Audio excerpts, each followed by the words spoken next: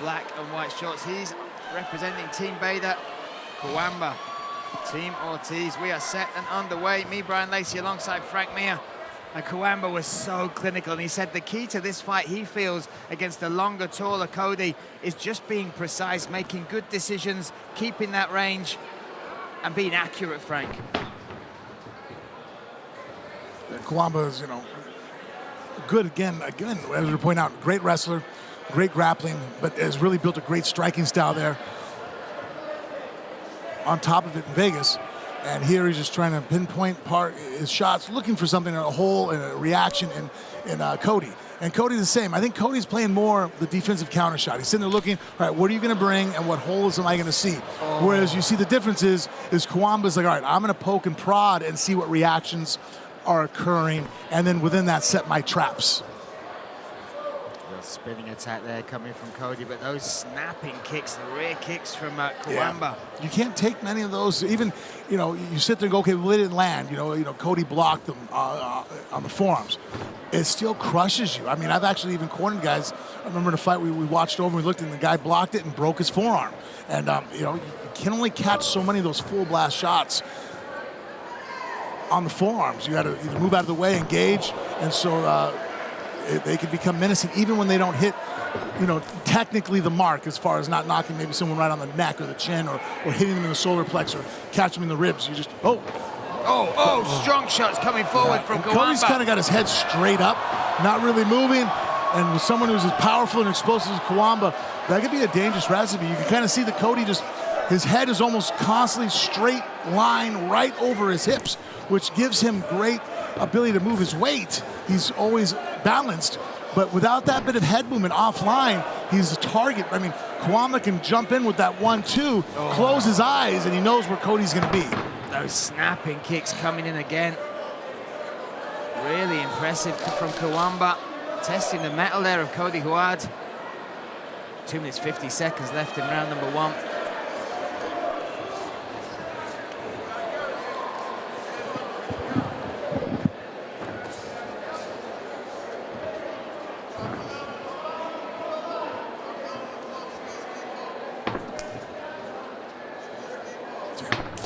Yeah, just training there in Vegas. Dewey Cooper, K1 caliber kickboxer, boxer, in his own day, in his own prime, and just has become a great coach. Really, I mean, has the likes of Francis Ngannou under his belt.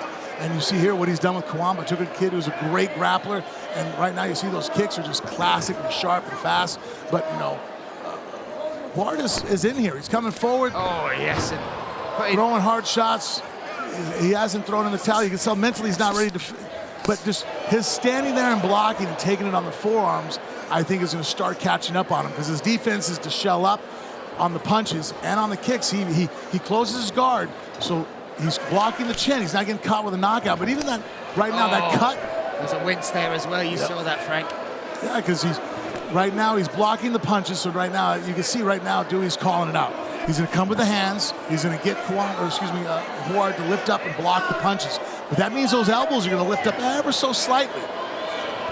And when they lift up, that roundhouse is coming underneath right there. Oh, there you go. You see the elbow sticking in.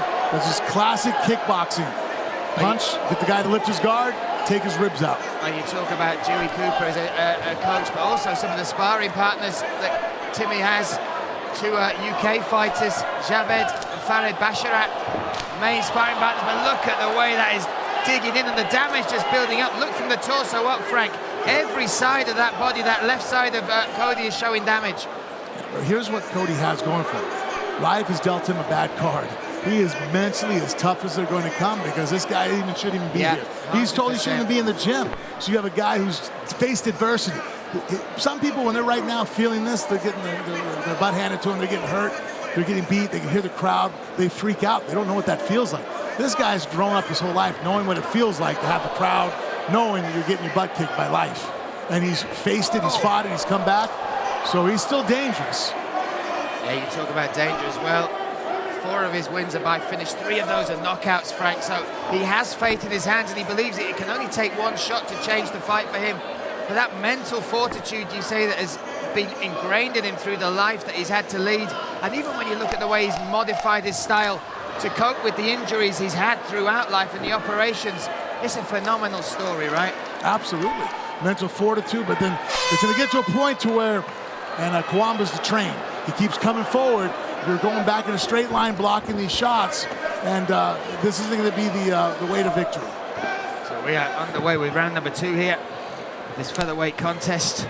Crazy Legs in the red corner, taking on Timmy Cuamba in the blue. And Cuamba, my goodness, the movement and just the intelligence of fighting that he's developed under the tutelage of Dewey Cooper, really impressive. Yeah, and the stance is perfect. Look at his hips bent, athletic, explosive. Footwork as well, yeah, but because his stance is right. Too many guys in our sport, look, Muay Thai is not MMA. I mean, you see a lot of kickboxers sometimes bring that stance, and they lack mobility. Muay Thai guys stand right in front of each other. They don't have the same fluid footwork that boxing and wrestling requires, and it's really required in MMA, and that's why you see so many karate guys do so well in our sport, because they got great footwork on the open and that distance, moving back and forth, in and out, and they're able to stay balanced. And right now, Cuamba, because of his stance, has beautiful footwork, and he doesn't use a lot of energy. Look at him. He's not hopping around. He's not wasting energy. Each movement that he's doing when he explodes is accomplishing something. Whether it's a fake or a strike, he's accomplishing something.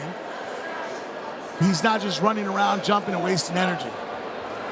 Huard doing the right thing as well. He's trying to make this ugly, Frank, and that's what he needs to do, right? Because if you give Cuamba the range, this is his bread and butter. Look at what he's able to achieve as far as damage already with 5 minutes gone. Well, Cuamba's so explosive and so powerful. I agree with you. He needs to make it ugly. But by doing so, I would lower down on his power and increase the volume.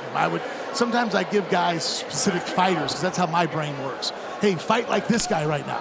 Right now, if I was in Cody's corner, I'd be like, hey, you need to embrace the Diaz brothers right now. I need a lot of output. Don't let Cuamba be able to set his feet and explode on you, because when he does, it's going to hurt. So let's go ahead and push this kid.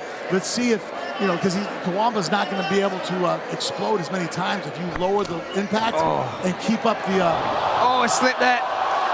The referee stopped it. Your referee, Chris Flores, calls the fight after 2 minutes, 5 seconds of round 2 for your winner by TKO due to strikes, Twilight Timmy Cuamba.